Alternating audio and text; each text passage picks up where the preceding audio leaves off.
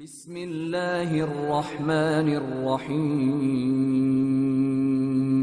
شروع اللہ کا نام لے کر جو بڑا مہربان نہایت رحم والا ہے۔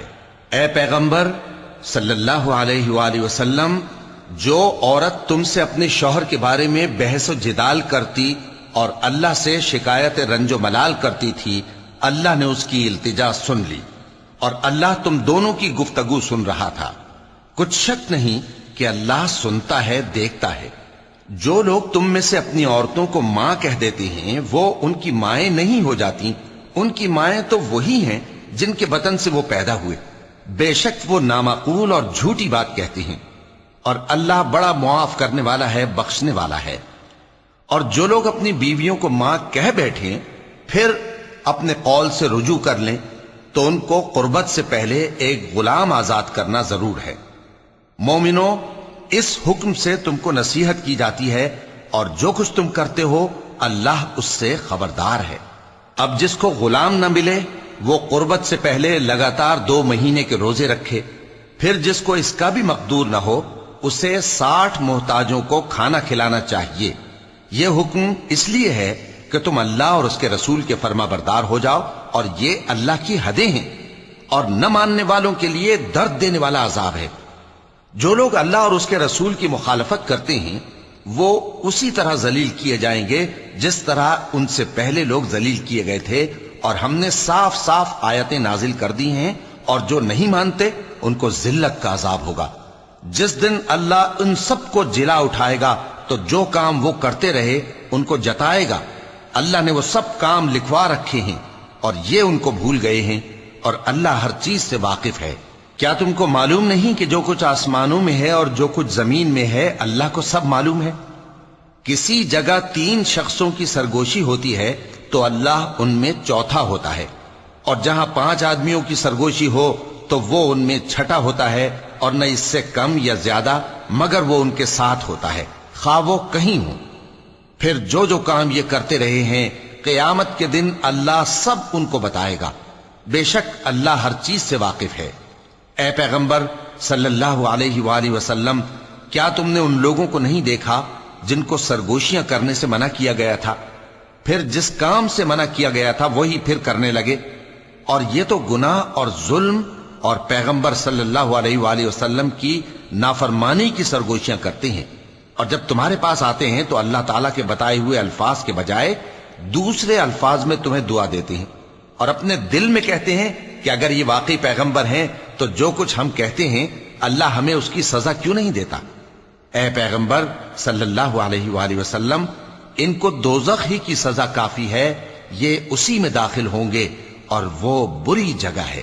مومنو، جب تم آپس میں سرگوشیاں کرنے لگو تو گناہ اور زیادتی اور پیغمبر کی نافرمانی کی باتیں نہ کرنا، بلکہ نیکوکاری اور پرہیزگاری کی باتیں کرنا، اور اللہ سے جس کے سامنے جمع کیے جاؤ گے ڈرتے رہنا۔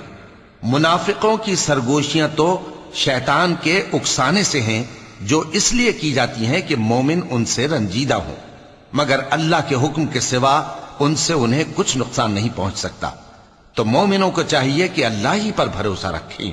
مومنوں، جب تم سے کہا جائے کہ مجلس میں کھل کر بیٹھو تو کھل کر بیٹھا کرو، اللہ تم کو کشادگی بخشے گا، اور جب کہا جائے کہ اٹھ کھڑے ہو تو اٹھ کھڑے ہوا کرو۔ جو لوگ تم میں سے ایمان لائے ہیں اور جن کو علم عطا کیا گیا ہے اللہ ان کے درجے بلند کرے گا، اور اللہ تمہارے سب کاموں سے واقف ہے۔ مومنوں، جب تم پیغمبر کے کان میں کوئی بات کہو تو بات کہنے سے پہلے مساکین کو کچھ خیرات کر دیا کرو، یہ تمہارے لیے بہت بہتر اور پاکیزگی کی بات ہے، اور اگر خیرات تم کو میسر نہ آئے تو اللہ بخشنے والا مہربان ہے۔ کیا تم اس سے کہ پیغمبر کے کان میں کوئی بات کہنے سے پہلے خیرات کرو ڈر گئے؟ پھر جب تم نے ایسا نہ کیا اور اللہ نے تمہیں معاف کر دیا تو نماز قائم کرتے رہو اور زکوٰۃ دیتے رہو، اور اللہ اور اس کے رسول صلی اللہ علیہ وآلہ وسلم کی فرما برداری کرتے رہو، اور جو کچھ تم کرتے ہو اللہ اس سے خبردار ہے۔ بھلا تم نے ان لوگوں کو نہیں دیکھا جو ایسے لوگوں سے دوستی کرتے ہیں جن پر اللہ کا غضب ہوا؟ وہ نہ تم میں ہیں نہ ان میں، اور جان بوجھ کر جھوٹی باتوں پر قسمیں کھاتے ہیں۔ اللہ نے ان کے لیے سخت عذاب تیار کر رکھا ہے، یہ جو کچھ کرتے ہیں یقیناً برا ہے۔ انہوں نے اپنی قسموں کو ڈھال بنا لیا ہے اور لوگوں کو اللہ کے رستے سے روک دیا ہے، سو ان کے لیے ذلت کا عذاب ہے۔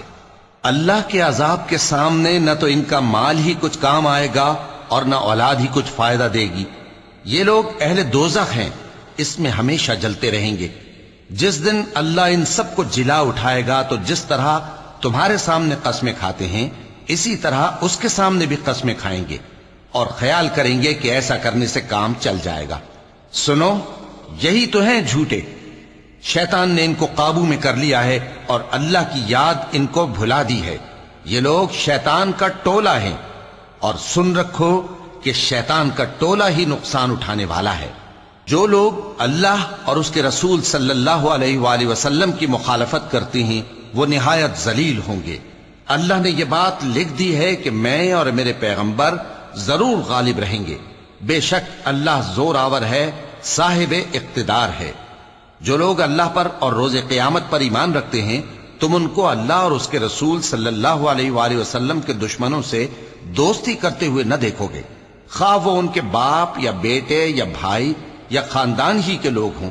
یہ وہ لوگ ہیں جن کے دلوں میں اللہ نے ایمان کو نقش کر دیا ہے اور اپنے فیض سے ان کی مدد کی ہے، اور وہ ان کو بہشتوں میں جن کے نیچے نہریں بہ رہی ہیں داخل کرے گا، جن میں وہ ہمیشہ رہیں گے۔ اللہ ان سے خوش اور وہ اللہ سے خوش۔ یہی لوگ اللہ کی جماعت والے ہیں۔ سن رکھو کہ اللہ کی جماعت والے ہی کامیاب ہوں گے۔ صدق اللہ العظیم۔